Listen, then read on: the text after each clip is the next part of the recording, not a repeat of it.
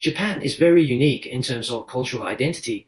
As we all know, Japan has four major islands, namely Hokkaido, Honshu, Shikoku, and Kyushu, and further south is the so-called Northwest Islands, which include Okinawa.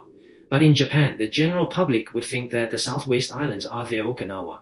In fact, over the years, I have also made some friends who believe that their status in Japan is not like the first-class citizens. They are often seen as not just local Japanese, but rather as people from more border areas, which makes them feel that they are not valued as much as local Japanese. So there are still some different ideas. Will these ideas evolve into slowly seeking independence? At the moment, I don't think so. But in fact, after World War II, several large American military bases were built under the ideology of the Japanese government.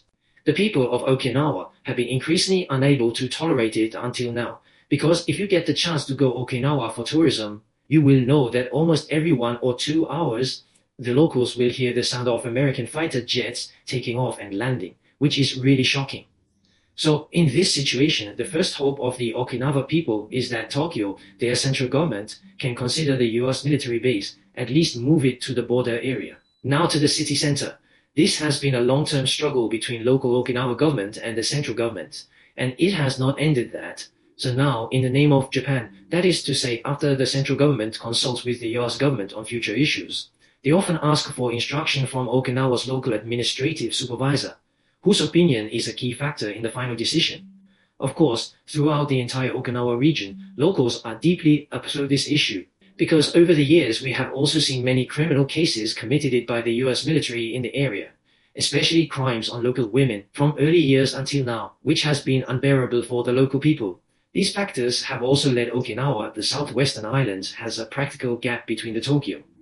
Of course, whether this problem will worsen with the tensions between Sino-Japanese relations depends on the development of the situation. However, compatriots on the mainland and Taiwan share similar views on the ownership of the Diaoyu Islands. Taiwan calls them Diaoyu-Tai, the mainland calls them Diaoyu-Dao. I think our views on sovereignty are basically the same, which is different from Japan. Of course, after the Democratic Progressive Party came to power in the past, these issues were basically treated coldly and no longer discussed. Now, it has expanded to the issue of the future ownership of Ryukyu. Recently, the mainland has been gradually reminding people politically, looking back at the historical part. These may all be changing factors, so just now you specifically mentioned the security of Northeast Asia. I think this may be a challenge lurking in the stability of Northeast Asia.